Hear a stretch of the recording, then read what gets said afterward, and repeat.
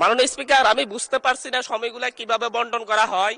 সরকার দলের হলো 8 মিনিট, বিরোধী দলের হলো 6 মিনিট। জেনজিরা 72-এর সংবিধান আর চাই না। স্বাধীনতার 30 বছর পরে জন্ম নিয়ে আমার মতো যারা সন্তানরা রয়েছে তারা কেন ভোটাধিকার পাই নাই, তার জবাব চাই। একটু বসেন, বক্তব্যটা শেষ হোক ওনার। এখানে দাঁড়িয়েছি নিপীড়িত, লাঞ্ছিত, বঞ্চিত মানুষের প্রতিনিধি হয়ে কথা বলতে। আমি এসেছি। ওনার বক্তব্য 6 মিনিট। মাননীয় স্পিকার, আমি বুঝতে পারছি না সময়গুলা কিভাবে বন্টন করা হয়। সরকার দলের হলো 8 মিনিট, বিরোধী দলের হলো 6 মিনিট। এভাবে তো কথা বলতে পারবো না। মাননীয় স্পিকার, পাশাপাশি আমি এই সংসদের সর্বকনিষ্ঠ এমপি, বাংলাদেশের ইতিহাসের সর্বকনিষ্ঠ এমপি। আমি এখানে দাঁড়িয়ে আপনারা যে জেনজির কথা বলেন, সেই জেনজির প্রতিনিধি হয়ে আমি সংসদে কথা বলতে আসছি।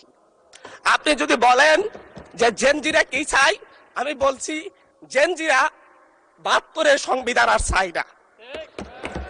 আপনি যদি বলেন জেনজিরা কি চাই, আমি বলতে এসেছি জেনজিরা এটাই চাই, স্বাধীনতার 30 বছর পরে জন্ম নিয়ে আমার মতো যারা সন্তানরা রয়েছে তারা কেন ভোটাধিকার পাই নাই, তার জবাব চাই।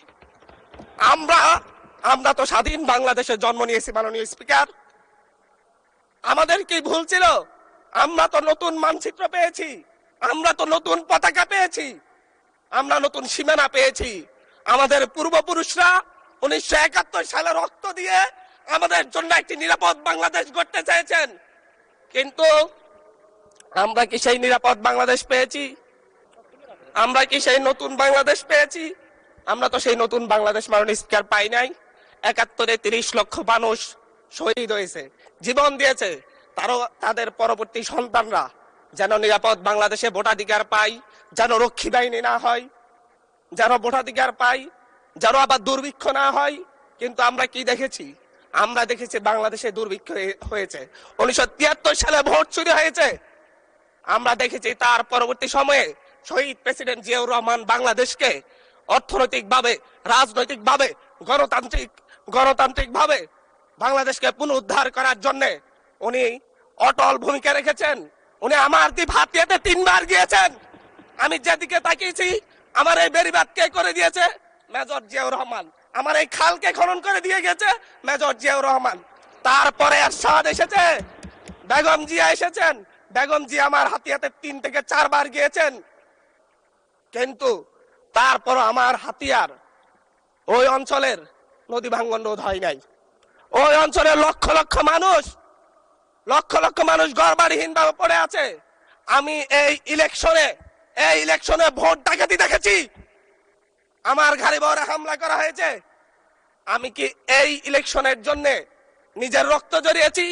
আমি আজকে স্বরাষ্ট্রমন্ত্রী আছেন, মাননীয় প্রধানমন্ত্রী আছেন, আমি এখানে প্রশ্ন করি, আমি কি রক্ত ঝরিয়েছি? আমরা রক্ত ঝরিয়েছি বলে আপনারা আজকে সংসদে প্রধানমন্ত্রী, স্বরাষ্ট্রমন্ত্রী হয়েছেন। রক্ত ঝরার পরে, রক্ত ঝরিয়ে গুলিবিদ্ধ হয়ে 3 দিনের মাথায়, গুলিবিদ্ধ হয়ে দয়া করে থামুন। মাননীয় সংসদ সদস্য, আপনার বক্তব্য অব্যাহত রাখুন।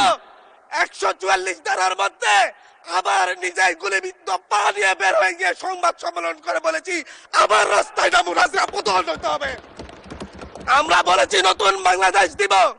আমরা নতুন বাংলাদেশ আবার প্রতারণার রাজনীতি দেখতে চাই না, প্রবঞ্চনার রাজনীতি দেখতে চাই না। যেই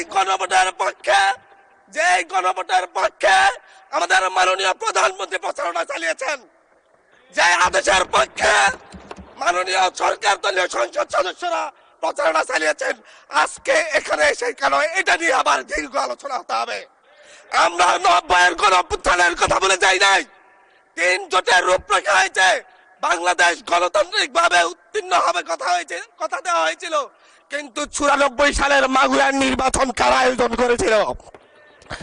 কারা 94 সালে মাগুরার নির্বাচন আয়োজন করেছিল? আজকে আবার এই সংসদে দাঁড়িয়ে আবার এমন একটা ব্যবস্থা নিয়ে যাচ্ছেন, আরেকবার যে মাগুরার নির্বাচন আয়োজন করবেন না, এর নিশ্চয়তা কে দিবে? এর নিশ্চয়তা কে দিবে? আমি আমার সবচাইতে কম বয়সী প্রার্থী হিসেবে নিজের প্রার্থীটা জমা দিয়ে এলাকায় গিয়েছি প্রচারণা করতে। 3 বার হামলা শিকার হতে হয়েছে। আমি সংসদ সদস্য হিসেবে এলাকায় গিয়েছি, সেই জায়গায় আমার উপর হামলা করেছে, সরাসরি ভিডিওতে দেখা গিয়েছে। অস্ত্র নিয়ে, দেশীয় অস্ত্র নিয়ে আমাকে কোপাতে আসা হয়েছে। তারা কারা? ওরা তো তারাই যাদের প্রত্যেকের হাতে বিএনপি দলীয় নেতা কর্মীদের রক্ত লেগে আছে, প্রাণ লেগে আছে।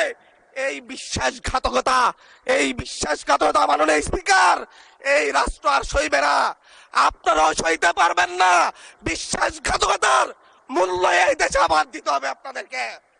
আপনারা যারা আপনাদের ভাইদের রক্ত জড়িয়েছে, খুন করেছে, খুনের মামলা আছে, তাদেরকে আবার পুনর্বাসিত করে আমাদেরকে খুন করার জন্য লেলিয়ে দিচ্ছেন। চট্টগ্রাম থেকে এক সাংগঠনিক নেতাকে পাঠিয়েছে অস্ত্র সহ আমাদের লোকজনের উপর হামলা করতে। ভোটের দিন সকালবেলা থেকে প্রত্যেকটা ভোট কেন্দ্রে অস্ত্র দিয়ে মহড়া দিয়েছে। 30টা ভোট কেন্দ্রে এনসিপির প্রার্থী, বিএনপি দুজন বিদ্রোহী প্রার্থী সহ কারো এজেন্টকে ঢুকতে দেওয়া হয় নাই। এটার জন্য কি আমরা আমাদের রক্ত জড়িয়েছি? মাননীয় স্পিকার, ইলেকশনের একদিন পরে আমাকে আর 1 মিনিট বাড়িয়ে দিবেন মাননীয় স্পিকার, 1টা মিনিট। মাননীয় স্পিকার, ইলেকশনের পর দিন এক নারী অভিযোগ করেছেন, এক নিরীহ নারী, ওনাকে ধর্ষণ করা হয়েছে শুধুমাত্র শাপলাগুড়িতে ভোট দেওয়ার কারণে। 1 ঘন্টার মধ্যে ধন্যবাদ মাননীয় সংসদ। আচ্ছা ঠিক আছে, 1 মিনিটের মধ্যে সংক্ষিপ্ত শেষ করবেন, 1 মিনিট। মাননীয় স্পিকার, একজন ভুক্তভোগী নারী অভিযোগ করেছে ওনাকে ধর্ষণ করা হয়েছে শাপলাগুড়িতে ভোট দেওয়ার কারণে। সার্কেল এসপি 1 ঘন্টার মধ্যে বলেছে এই ধরনের কোনো ঘটনা ঘটে নাই। আজকে 42 দিন পার হয়েছে, এখনো ডিএনএ রিপোর্ট আসে নাই। মামলা নিতে 3 দিন দেরি হয়েছে। সিভিল সার্জন অফিস তদন্ত কমিটি করে দিয়েছে, তদন্ত কমিটির রিপোর্ট জমা দিয়েছে। ভুক্তভোগী নারী জানে না তার তদন্ত রিপোর্ট কি এসেছে। এই ভয়াবহ পরিবেশ তৈরি কারা করছে? আমার মনে হয় স্বরাষ্ট্রমন্ত্রী আইনের ব্যাখ্যা না দিয়ে, আইনমন্ত্রী আইনের ব্যাখ্যা দিবেন, স্বরাষ্ট্রমন্ত্রীর এসবে মনোযোগ দেওয়া দরকার। স্বরাষ্ট্রমন্ত্রী মনোযোগ দেওয়া দরকার। সারা দেশে কোথায় কোথায় সন্ত্রাসীরা রয়েছে, সেই সকল সন্ত্রাসীদের তালিকা করে তাদেরকে বিচারের ব্যবস্থা করা দরকার। স্বরাষ্ট্রমন্ত্রীর উচিত ধন্যবাদ মাননীয় সদস্য। নেতা কর্মীরা হত্যার শিকার হয়েছে, তাদের বিচারের ব্যবস্থা করা দরকার। ধন্যবাদ মাননীয় সদস্য।